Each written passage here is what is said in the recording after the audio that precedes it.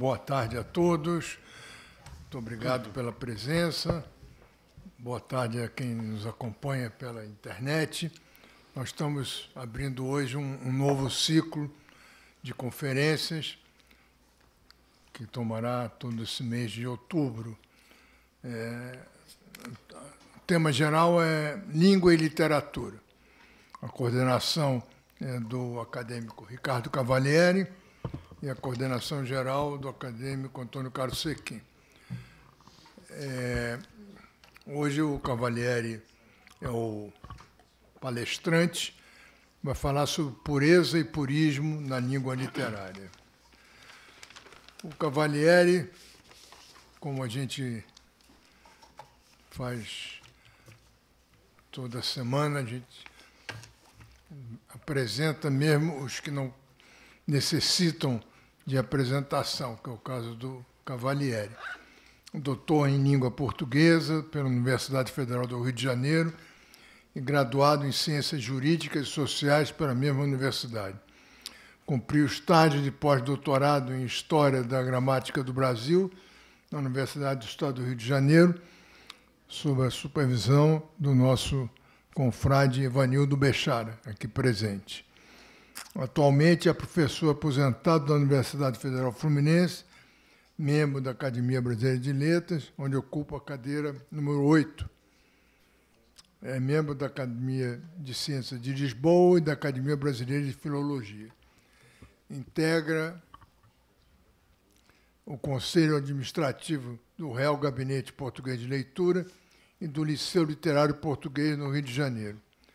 É sócio da Société de Linguistique Romane, da Henry Sweet Society for the History of Linguistic Ideas, da Societas Linguística Europeia, da Associação Brasileira de Linguística e da Société d'Histoire et Epistémologie des Sciences de Langage. É diretor da revista Confluência, periódico dedicado aos estudos linguísticos, publicado pelo Liceu Literário Português. Com a palavra, Ricardo Cavalieri.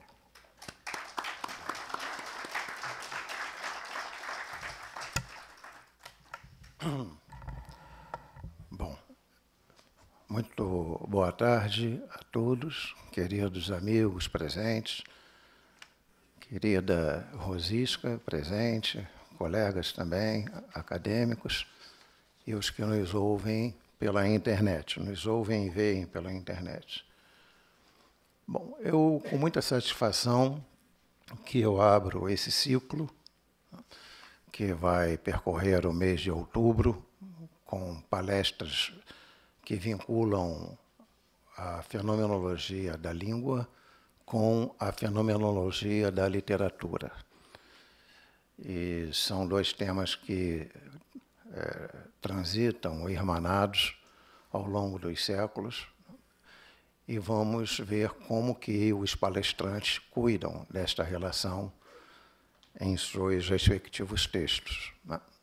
A minha proposta nesta palestra inaugural é cuidar do significado de dois termos que aparecem com muita frequência na crítica da gramática, não propriamente na gramática, mas nos textos que criticam a atividade gramatical, porque a gramática, sobretudo a dita gramática tradicional, é taxada de purista, né? E taxada de purista porque se pauta na descrição da língua em textos literários supostamente anacrônicos, né?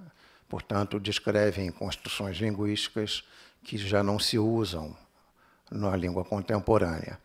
E, por outro lado, os próprios gramáticos consideram, né, desde a tradição helênica da gramática grega, que a língua literária é o esplendor maior de manifestação da língua e, portanto, não poderia ser outro o corpus de descrição da língua, senão o corpus da língua literária.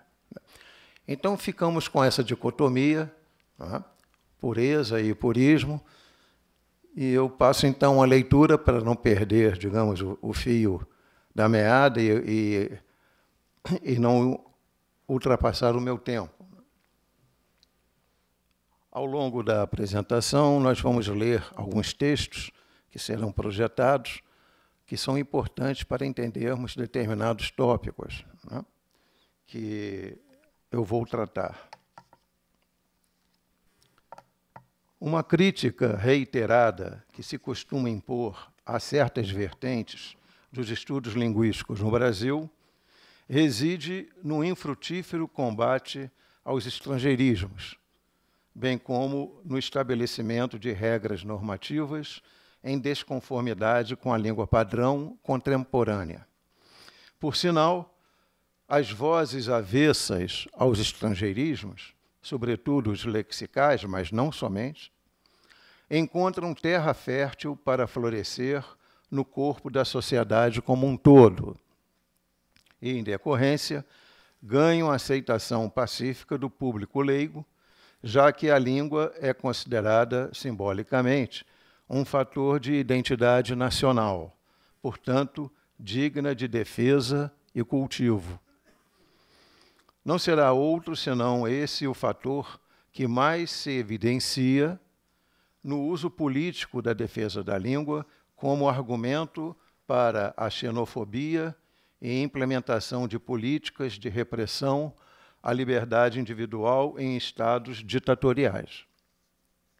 Tal fato, de modo objetivo e, em certa medida, laico, é o que se denomina purismo linguístico, uma característica comportamental de defesa da língua que raramente encontra defensores declarados, ou seja, todos, sem exceção, condenam o purismo, inclusive os puristas.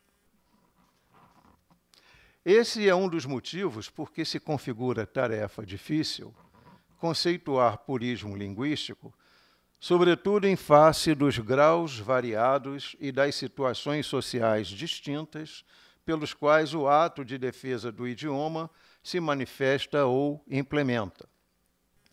Não são poucos os casos em que o uso do termo estrangeiro, em vez de suprir uma lacuna lexical no português, na verdade, não passa de pedantismo denotador de subserviência cultural. Nesses casos, combater o estrangeirismo não configuraria propriamente ato de purismo, senão de defesa da pureza da língua.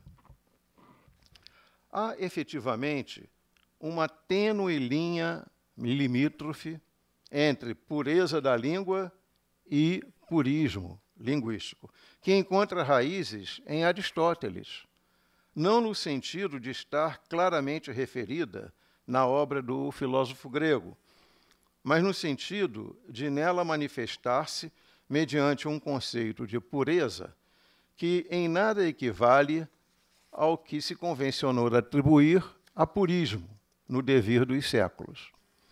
Com efeito, a recorrente atribuição do conceito de purismo à arte retórica de Aristóteles costuma ser indevida, já que nela se imiscuem ou confundem os dois conceitos, pureza e purismo, em que se atribui a esse último evidente teor pejorativo. Ao afirmar na retórica que a pureza é o fundamento do estilo, Aristóteles nos remete ao cumprimento de regras simples e eficazes para que se chegue ao convencimento, portanto, uma técnica oratória que não permite desvios sob pena de não se conseguir atingir o fim pretendido.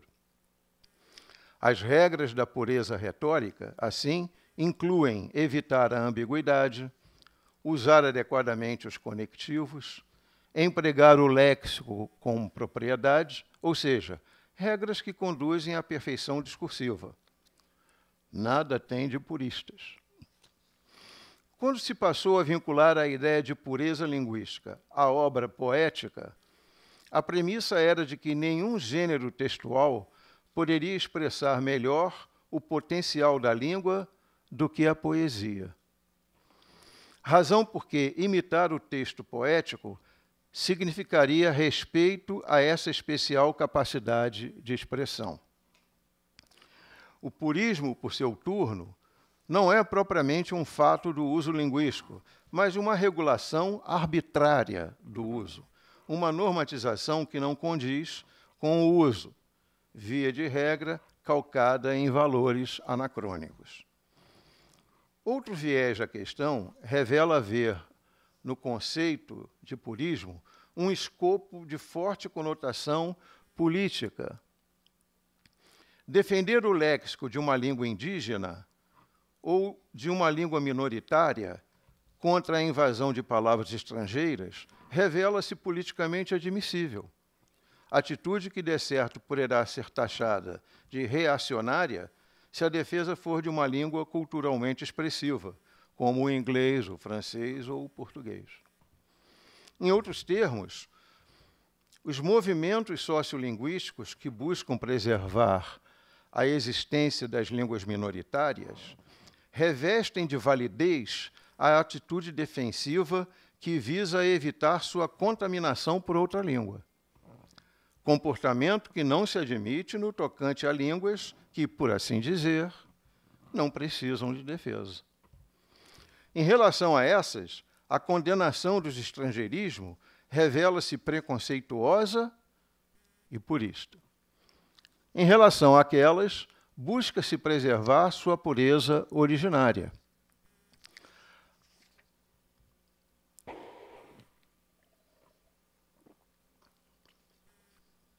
Há nessa constatação uma espécie de purismo ideológico, que se relativiza de acordo com o interesse de quem o pratica ou condena. Alerta-nos o cientista político norte-americano Michael Shapiro sobre a necessidade de contextualizar os movimentos em prol do purismo linguístico, não como fenômeno psicológico, mas como fenômeno social, dada a sua significação coletiva. Por seu turno, em seu estudo sobre o surgimento e desenvolvimento do purismo no cenário gramatical brasileiro, a linguista Marli Quadros Leite, essa colega da Universidade de São Paulo, traça referência à modalidade do purismo ideológico que costuma ser inconsciente, e aqui citando a Marli Quadros Leite, quando essas características são veladas e os falantes pensam estar lutando apenas pela preservação da língua. Um fato que se deve levar em conta no percurso da gramaticografia brasileira do português diz respeito à influência que o texto literário exerceu para o paulatino combate ao purismo, já que, via de regra, os movimentos de índole purista nascem da própria renovação da língua literária, conforme nos provam a prosa romântica de um José de Alencar e de um Joaquim Manuel de Macedo, assim como a onda iconoclasta da Semana de 1922, na pena de um Mário de Andrade e de um Manuel Bandeira. A figura de José de Alencar costuma ser exaltada sempre que se refere ao combate à onda purista no Brasil, o que efetivamente se há de acatar pela análise de sua produção literária. Evidencia-se, entretanto, certa contradição no comportamento de Alencar se confrontarmos o romancista com o crítico. Vítima de perseguição implacável em face dos inúmeros neologismos formados com base no tupi, sem contar as diabruras sintáticas de seus solecismos, Alencar se vale da mesma pena severa quando assume a posição de crítico literário, conforme se nota em suas observações de cunho nitidamente purista a respeito de um galicismo semântico em A Confederação dos Tamoios, de Gonçalves de Magalhães. Das cartas sobre a Confederação dos Tamoios, publicadas por Alencar, sob o pseudônimo de IG, no Diário do Rio de Janeiro, entre 18 de junho, 15 de agosto de 1856, retiramos o seguinte extrato. Não está indo.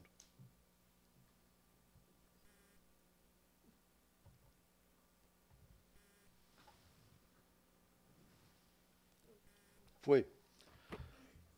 Então, diz o Alencar, em todos os textos que eu projetar, eu mantive a ortografia original, tá? Vício de filólogo. Então, pureza de linguagem. Em uma das cartas apontei como galicismo o verbo gostar no sentido de beber, o que, na minha opinião, é uma frase inteiramente francesa. O senhor Magalhães diz à página 34, licores que o europeu não desdenhara gostar em taças de ouro. Traduziu, pois, palavra por palavra, esta expressão francesa, boisson que l'Européen ne se dédaignerait de goûter en tasse d'or. Ora, haverá alguém, por pouco entendido que seja na construção da frase portuguesa, que julgue castiça e pura essa tradução de goûter por gostar em lugar de beber? Então vejam que aqui o Alencar crítico, né, tem uma pena severa a respeito do trabalho do Gonçalves de Magalhães. Bem, a crítica de Alencar foi um verdadeiro desastre que lhe rendeu uma contraofensiva avassaladora. Gonçalves de Magalhães era pessoa queridíssima no seio da corte e líder do denominado Círculo Literário Oficial, que era apoiado pelo imperador. Razão porque as críticas foram consideradas exageradas, se não infundadas. Ademais, o episódio expunha um senhor de 45 anos, que não era pouco na época, destratado por um jovem impertinente de apenas 27 anos. Fato que denunciava grave descortesia. E, para completar, fora o próprio imperador que encomendara a Gonçalves de Magalhães a composição da epopeia, em louvor da gente brasileira. Em decorrência, quer dizer, vários textos foram publicados em desagravo a Gonçalves de Magalhães, devido a essa atitude do Alencar, e entre eles, né, um de Manuel de Araújo Porto Alegre, sob o pseudônimo O Amigo do Poeta, que publicou um verdadeiro desagravo a Gonçalves de Magalhães nas páginas do jornal Correio da Tarde, em 1856.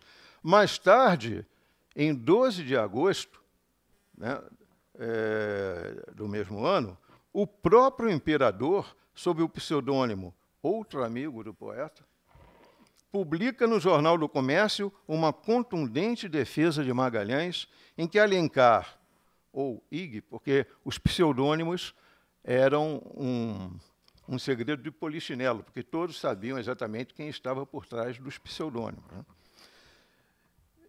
Então, em que Alencar revela, segundo o imperador, uma espécie de Dionísio que deve merecer a compaixão dos homens sensatos. Bom, arrependido da desastrada crítica ao poema de Magalhães, confessa Alencar, e aqui eu leio um trecho dele, de um outro texto publicado a respeito do fato. Quisera sofrer a pena de talião e ser criticado pela mesma forma porque outrora critiquei a Confederação dos Tamoios.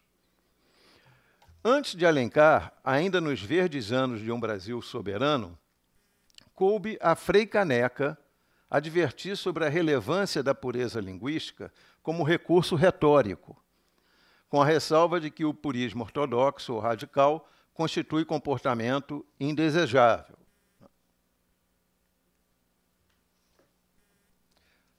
Para quem não sabe, o Frei Caneca foi um dos gramáticos brasileiros da primeira metade do século XIX, né? Embora a sua obra tenha sido depois publicada postumamente no final do século.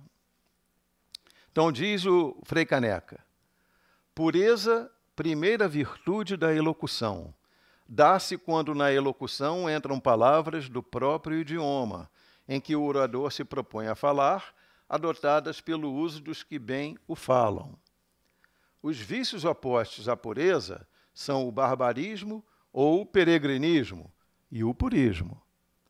Purismo, segundo o vício oposto à pureza da elocução, é a afecção demasiada da pureza da linguagem do orador, sem desviar-se jamais das regras de gramática e sem admitir palavras ou frase alguma que não seja autorizada pelos melhores mestres da língua.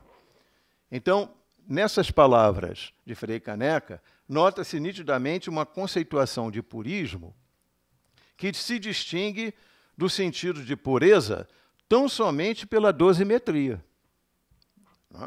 Ou seja, purismo é a pureza exagerada ou inidônea. Daí a aparente contradição em Frei Caneca, que concebe os barbarismos como vícios que enodoam a pureza, mas taxa de purismo seu combate irrestrito.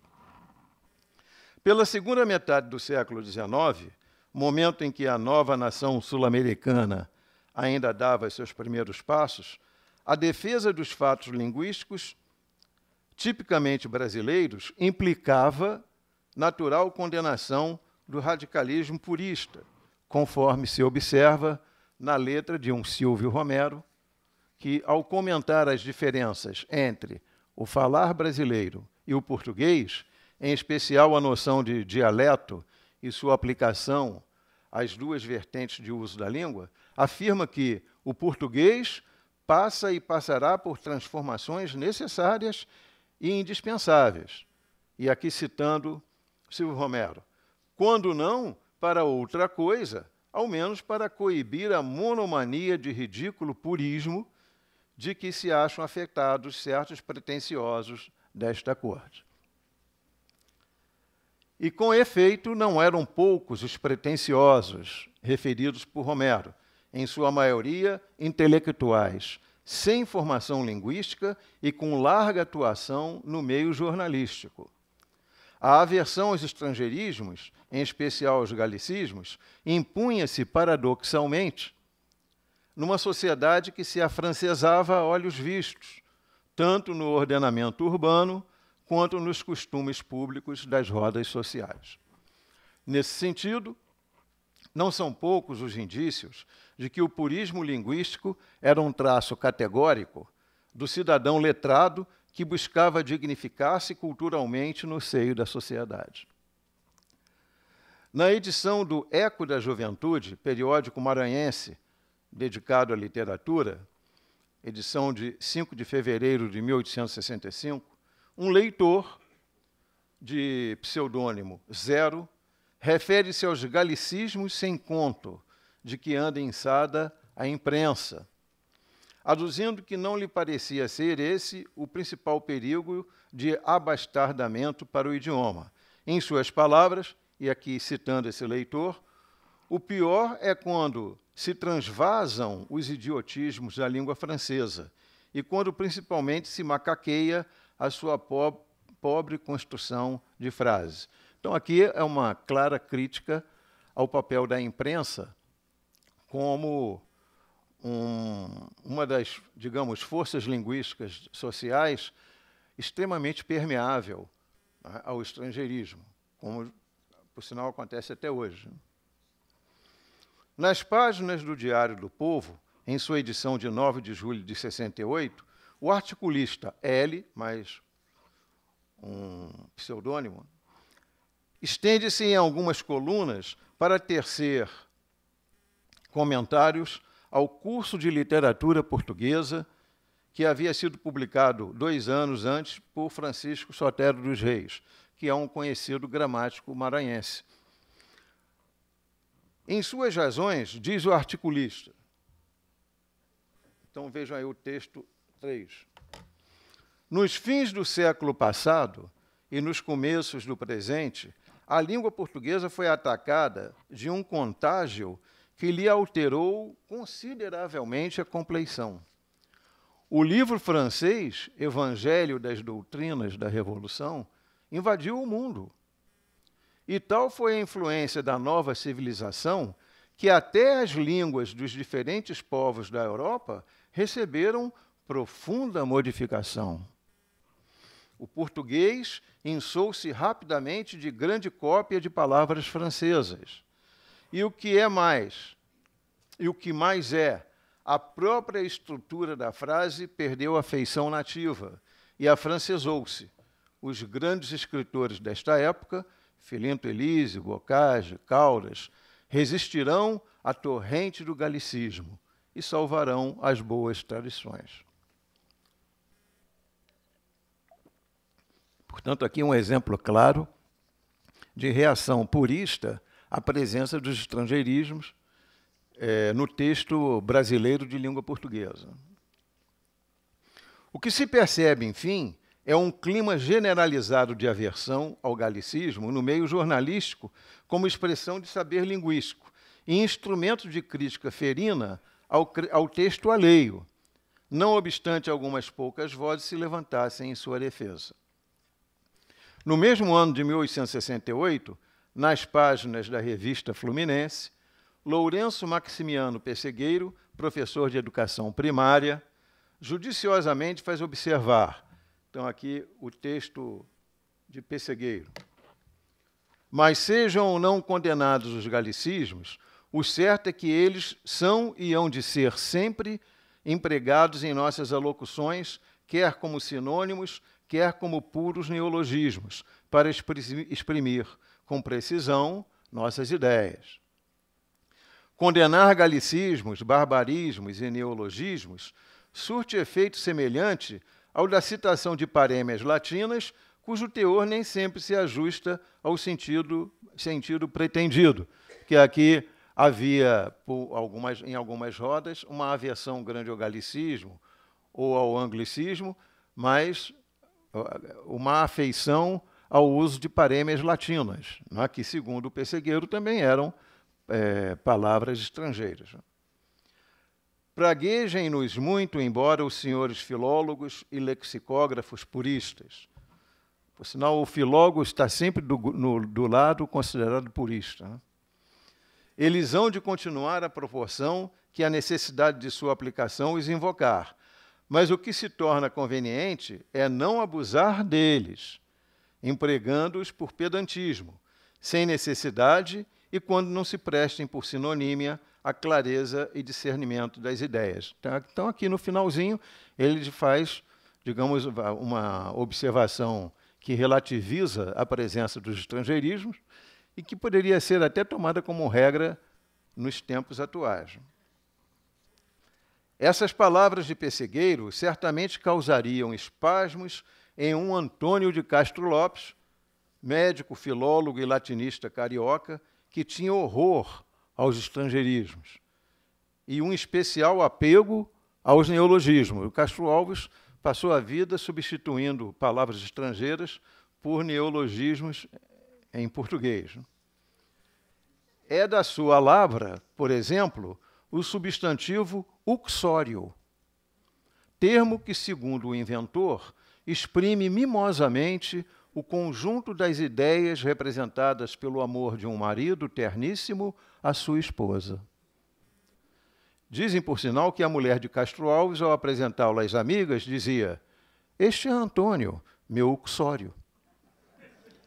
No âmbito das gramáticas, evidencia-se o fato de que nenhum autor se auto-intitula um purista, dado o evidente teor pejorativo do termo.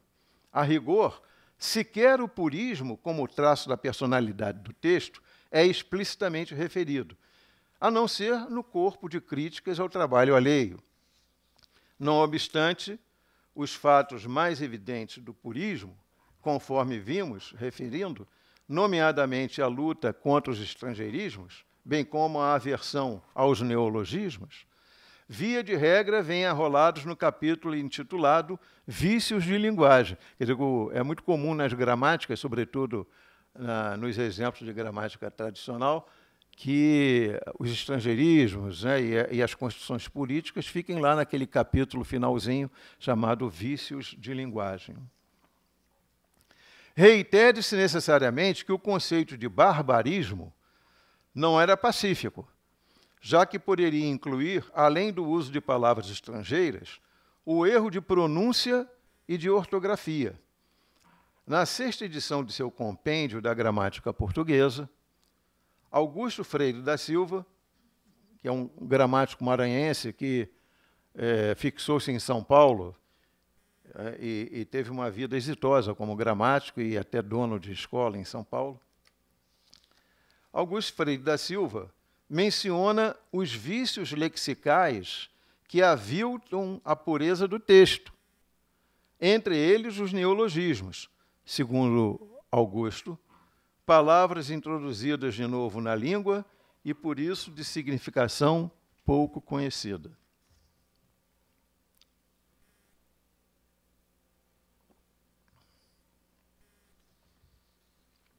Por sinal, cabe a Freire da Silva ampliar significativamente o sentido de purismo, imiscuindo-o com o de pureza. A dessemelhança de Frei Caneca, como vimos na citação anterior, não obstante sua intenção, na esteira do gramático pernambucano, seja exatamente a de distinguir os dois princípios normativos. Então, eu gostaria de ler com vocês esse texto 5 da Lavra do Augusto Freire da Silva sobre pureza, o sentido de pureza. Então ele diz: a elocução será pura se empregarmos palavras ou expressões autorizadas pelo uso dos que bem falam ou escrevem. Então vejo que aqui, na realidade, ele conceitua a pureza de uma maneira que muitos outros conceituariam o purismo. Esta qualidade se adquire pela leitura persistente dos melhores monumentos literários, antigos e modernos. Os vícios opostos à pureza são os arcaísmos, porque são palavras ou frases que envelheceram e que as línguas lançam de si por inúteis, os neologismos, quando por afetação ou ignorância são usados em vez de termos nacionais, que cabalmente lhes correspondem, os solecismos, porque são construções viciosas, contrárias às leis da sintaxe recebida, os peregrinismos ou barbarismos, porque são expressões estrangeiras, cuja estrutura ou pronunciação é contrária à índole da língua vernácula, os provincianismos, porque são expressões peculiares a certos estados ou províncias, que não se admitem na linguagem da gente culta. Aqui o Freire da Silva certamente seria taxado de preconceituoso, né? Ou defensor do preconceito linguístico, como se diz hoje. O purismo, porque consistido no refinado emprego de palavras só de cunho português, torna o dizer afetado. Os cacografismos, porque são verdadeiros erros ortográficos. Então, vejo que ele inclui entre os vícios opostos à pureza, o purismo. Só que muitos dos termos anteriores arrolados também são claramente casos de purismo, né? Observe-se que, entre os vícios que enodoam a pureza, está o purismo, conforme eu disse, uma evidente confirmação do caráter pejorativo que se atribuía ao termo em confronto com o termo pureza. Saliente-se, entretanto, que em alguns autores, sobretudo os que se dedicaram à análise linguística no plano sintático, a ideia de purismo ultrapassa os limites do léxico para chegar à sintaxe de construção, como se observa nesse passo de Manuel Saad Ali, em artigo publicado na Revista Brasileira, em 1895. Então, diz o nosso Saad Ali. Todos sabem que na linguagem popular existe um pronome interrogativo com duas formas, que e o que. Embora a primeira forma seja mais erudita, a segunda, apesar de censurada por aqueles que não veem os fatos senão através do prisma de um purismo estacionário, manifestamente vai suplantando a forma simples que é um momento do português no Brasil em que entram em concorrência a expressão o que com o que isolado, em frases como, por exemplo, o que você quer, em vez de que você quer. Né? E o Said Ali, que sempre teve uma postura, digamos, avessa ao normativismo gratuito, diz exatamente que o que está acontecendo, né? Que a língua está mudando e a expressão o que está paulatinamente substituindo o pronome isolado. No campo da crítica literária, por seu turno, Machado de Assis publicaria aos 33 anos de idade, no periódico Novo Mundo, um texto em que se evidencia uma posição claramente favorável ao controle gramatical do texto literário. Reconhece os avanços da mudança linguística, mas atribui ao escritor o dever de depurar a linguagem do povo. Eu fiz questão de reproduzir esse texto integral do Machado, um pouco longo, mas é porque esse texto é reiteradamente citado por ambos os lados, tanto pelos reacionários quanto pelos progressistas, o que são favoráveis à língua clássica, não é, imutável, e os favoráveis à mudança da língua ao longo do tempo. E cada um que cita, retira o trecho que não convém. Não é? Então, eu optei por citar o texto inteiro para conhecermos a ideia do Machado em sua integralidade. Não é? Entre os muitos méritos dos nossos livros, nem sempre figura o da pureza da linguagem. Não é raro ver intercalados, em bom estilo, os solecismos da linguagem comum, defeito grave, a que se junta o da excessiva influência da língua francesa. Então, até aqui temos um Machado bem tradicional. Este ponto é objeto de divergência entre os nossos escritores. Divergência, digo, porque se alguns caem naqueles defeitos por ignorância ou preguiça, outros há que os adotam por princípio, ou antes por uma exageração de princípio. Não há dúvida que as línguas se aumentam e alteram com o tempo e as necessidades dos usos e costumes. Querer que a nossa pare no século de 500 é um erro, igual ao de afirmar que a sua transplantação para a América não lhe inseriu riquezas novas. Bom, aqui já temos o Machado progressista, né, que adota a mudança. A esse respeito, a influência do povo é decisiva. Há, portanto, certos modos de dizer, locuções novas, que de força entram no domínio do estilo e ganham direito de cidade.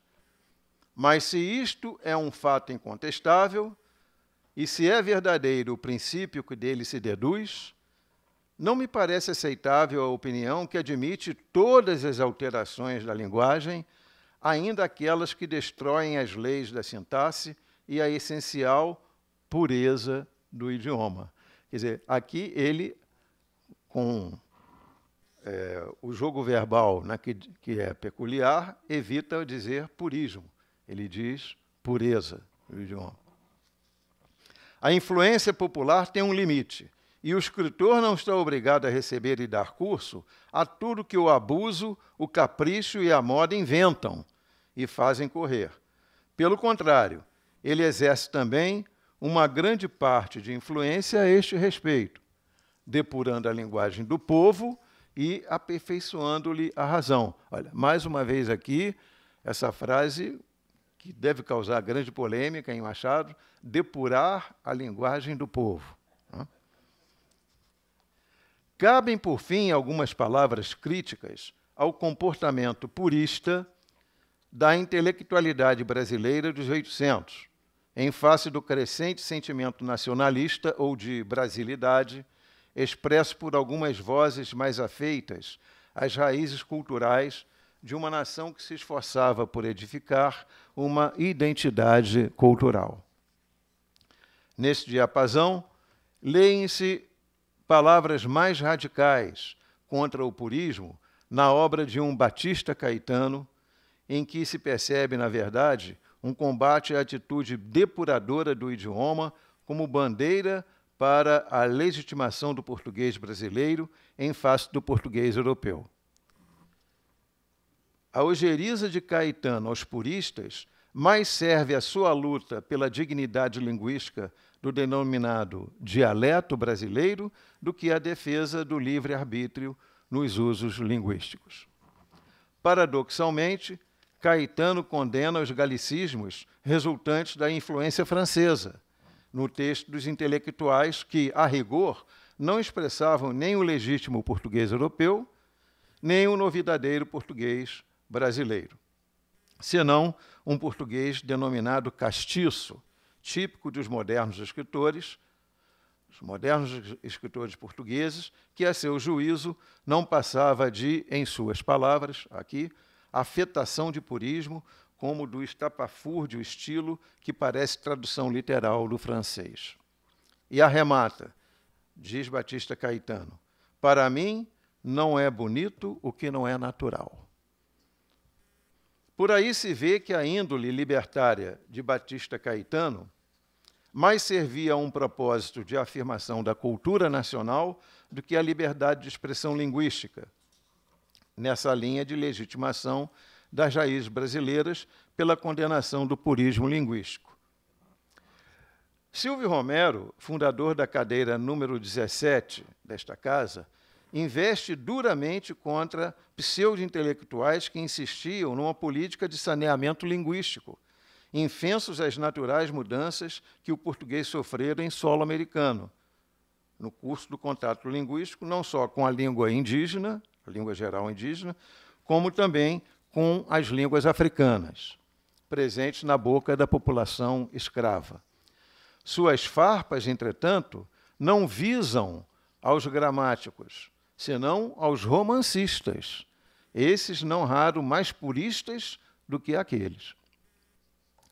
O espírito polêmico de Romero, como sabemos, rendeu-lhe não poucos adversários políticos e outros tantos desafetos literários, bastando como prova conclusiva lembrarmos aqui seus ataques inclementes a Machado de Assis.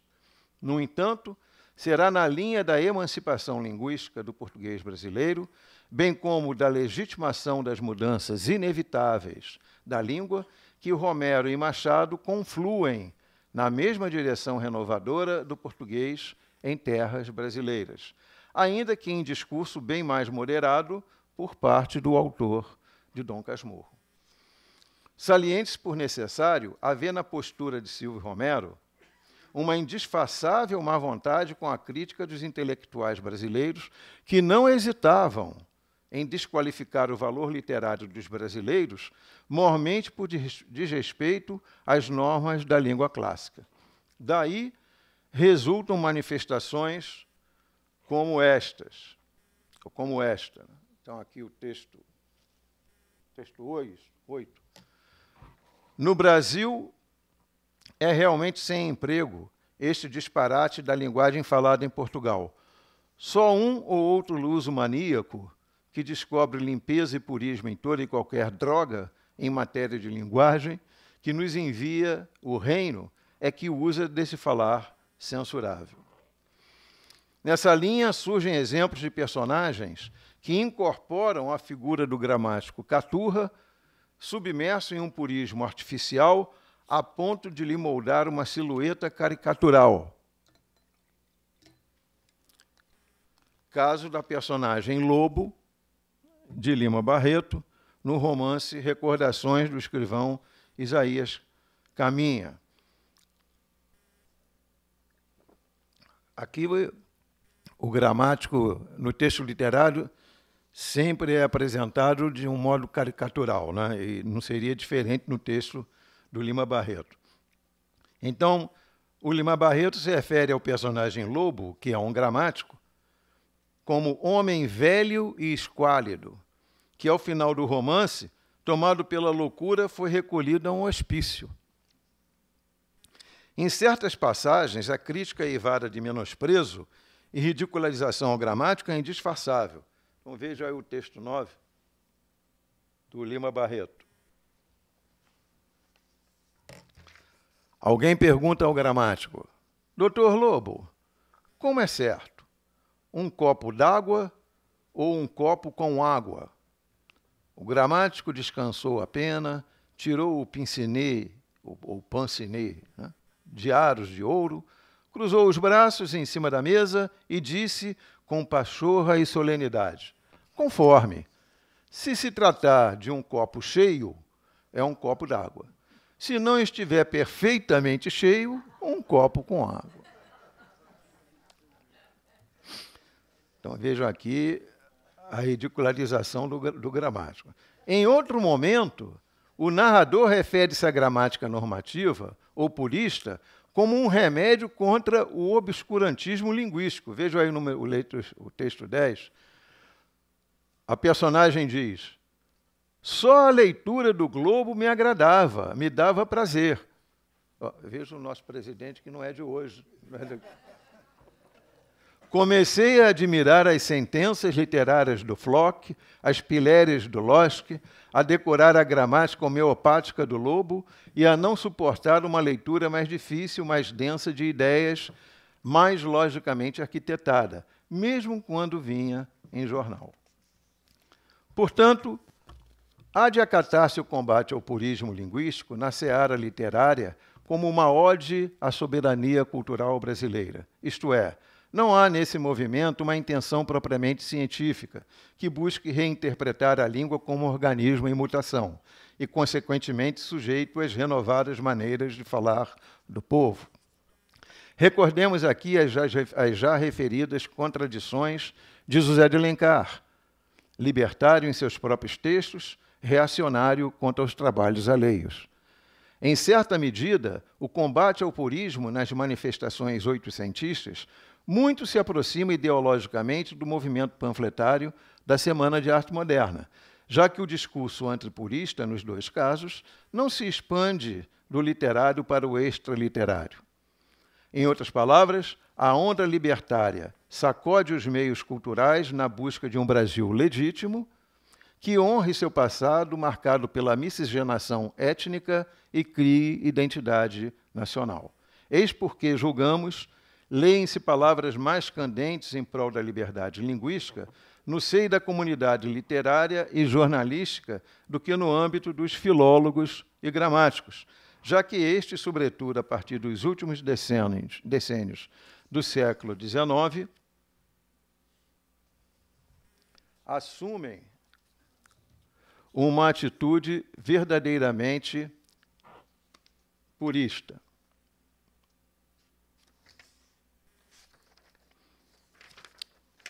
Bom, voltando à questão, e finalmente, para o âmbito da Academia Brasileira de Letras, já tivemos aqui alguns exemplos marcantes em defesa do purismo linguístico. Laudelino Freire, sem dúvida, é um verdadeiro arauto da língua impoluta, conforme se expressa em seu opúsculo Regras Práticas para Bem Escrever, um verdadeiro receituário gramatical.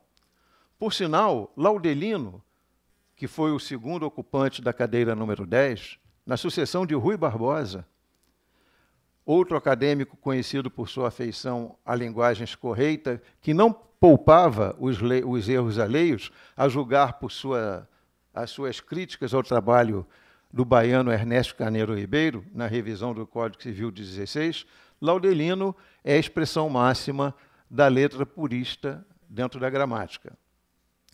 Por sinal, Rui Barbosa, Machado de Assis e Carlos de Laet, que também foi presidente dessa casa, eram conhecidos jocosamente como a tríade gloriosa da suprema perfeição linguística da ABL. Entre eles, dizia-se, Carlos de Laet era o mais intransigente, a ponto de perder o apetite se ouvisse um solecismo à mesa do almoço. Cada erro de concordância, menos fome no Carlos de Laet. O fato talvez explique a extrema magreza do Carlos de Laet. Em nosso tempo, em que a língua literária não reina pacífica como corpus da descrição gramatical, já não se pode atribuir-lhe o ônus de eventual afeição ao purismo. Mas que nossos prosadores fiquem atentos. Aqui temos alguns dos mais notáveis, né? Antônio Carlos Sequim, nossa Rosisca, Godofredo. Fiquem atentos. Hein? Fiquem atentos pelo seguinte: pois se usarem em seu texto, ainda que por descuido, uma mesóclise pronominal, ou um inocente pronome relativo cujo, logo entrarão na lista dos escritores anacrônicos ou arcaicos, que, ao buscarem a pureza, acabam derrapando na curva do purismo. Obrigado.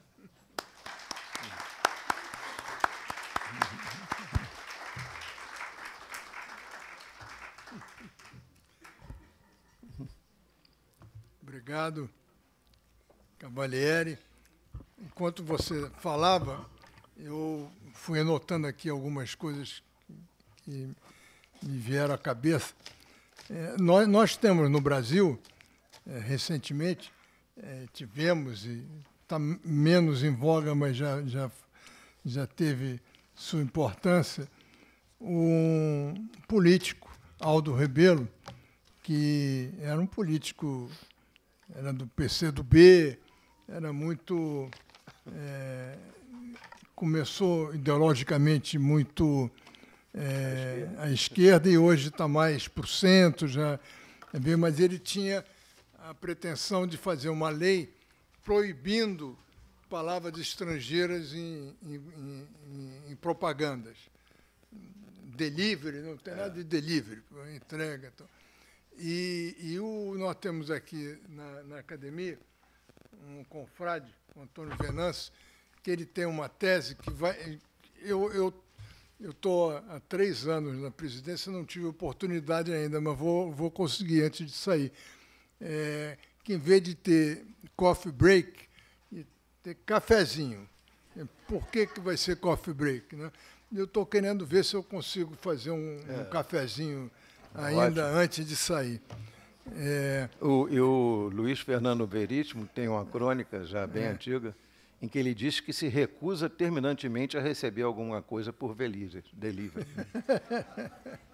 Agora, eu fiquei lembrando também da música do Caetano, Língua, que é muito interessante. Ele diz assim: gosto de sentir a minha língua roçar a língua de Luís de Camões. Gosto de ser e de estar. E quero me dedicar a criar confusões de prosódia. E uma profusão de paródias que encurtem dores e furtem cores como camaleões. Gosto do pessoa na pessoa, da rosa no rosa, e sei que a poesia está para a prosa, assim como o amor está para a amizade. Aí vai por aí. Que é uma poesia em cima exatamente dessa nossa relação com a língua de Camões, né? E outra coisa também, lembrei, não me lembro, talvez o Rui lembre, um escritor tal que queria que futebol chamasse ludopédio. E hoje a gente aportuguesou o futebol. Não, é o Antônio de Castro Lopes. O Castro Lopes, ludopédio, pois é. Olha aí, tá vendo? E o abajur seria Lucivelo. E computador tinha também tem também um nome de computador que eu não me lembro agora, mas em Portugal é ordenador, né? Mas não sei se é aqui. Bom, foi ótimo. Muito obrigado pela sua palestra, muito interessante, e acho que o ciclo vai continuar dessa maneira. As próximas palestras são literatura e internet, com Alquimar Luz dos Santos, sempre terças-feiras. Literatura e cinema, com o Edgar Teres Ribeiro, que está aqui na plateia. A criatividade lexical em Guimarães Rosa e Miyakoto, por André Crim Valente. E o modernismo, a língua literária e a gramaticografia brasileira, do século XX, com José Carlos de Azeredo. Eu queria Quinta-feira. anunciar que na próxima quarta-feira haverá uma apresentação aqui às 17 horas, as primeiras representações do Saci e o seu diálogo com a Antiguidade Clássica. Coordenação do acadêmico Godofredo de Oliveira Neto, palestrante Zilza Binhoto. E na quinta-feira, às 5h30, coordenação do acadêmico Antônio Torres, cinema contemporâneo, com o palestrante Rodrigo Fonseca. Estão todos convidados, muito obrigado. Está encerrada a sessão.